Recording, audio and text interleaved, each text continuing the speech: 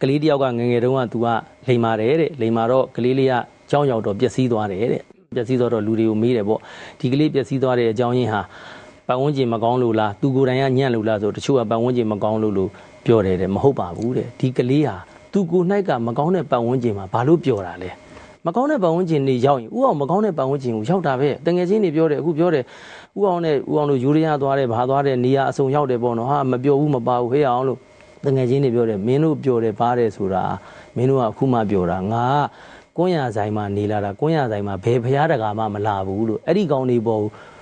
ကရုံးမော်ထိတ်ကွက်ပြီးစားလာတဲ့ကောင်မလှုပ်ချင်လို့ကိုမလှုပ်တော့တာလို့လူဟာအချိန်ခါတစ်ခုမှတော့ပြောင်းလဲရမယ်လေဥအောင်တို့လည်းဟိုလူငယ်ဖြစ်တဲ့အတွက်ခုနပြောတဲ့ဟိုမလိုအပ်တာတွေလုပ်ဖူးတယ်ဒါပေမဲ့ limit တစ်ခုမှလုံးဝရက်ရတယ်မတန်လို့မလုပ်တာအခုချိန်မှာအောင်သမားကြီးဥအောင်ကြီး AIDF ဖြစ်လို့သေးတယ်ဆိုဘယ်နဲ့လုံးမှာတော့တန်မတန်တာလုံးလို့မဖြစ်ဘူးလေဥအောင်ကလောင်းကစားအဲ့ဒါတွေကဘာလဲပြောကိုလူဟာထိမ့်သိမ်းရမယ်ကိုတန်မိုးထားရမယ်အဲ့တော့လူငယ်တွေလည်းအခုချိန်ကလေးကဆိုလိုတာ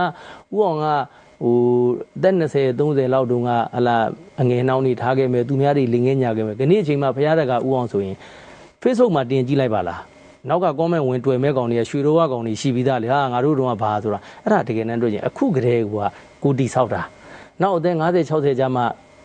လူကောင်းမဖြစ်ချင်တဲ့အခုကလေးကတီဆောက်သွားအဲ့တော့ဒါတွေကလည်းတကယ်တမ်းတွေ့ကြည့်ရင်အကျင့်မှာပဲကွန်းစားတဲ့လူကွန်းစားတဲ့လူကရွင်းချင်တာပါပဲအဲ့တော့မစားရင်ဖြတ်လိုက်ရင်ကရွင်းကမချင်တော့ဘူးအဲ့တော့လူငယ်တွေအနေနဲ့ပြောချင်တာကအောင်မြင်ကြီးပွားတိုးတက်ချင်တဲ့လူကသူများခံစားချင်တာတွေလိုက်ခံစားလို့ကတော့မရနိုင်ဘူးအဲ့တော့ကိုဒီ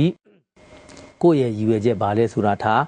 မိကန်ဖကန်ကောင်းအောင်လုပ်ဆရာသမားမိဘကျေးဇူးဘယ်တော့မှမမေ့နဲ့ခဏချိန်ဒီဦးအောင်တို့အသက်51 52 53အသက်ရှိနေတဲ့တစ်နှစ်တခါဟိုကွန်းရရောင်းတဲ့ဘဝကနေ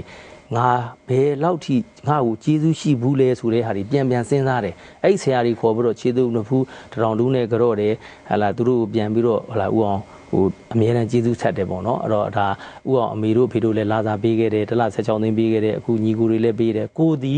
ဟာလာ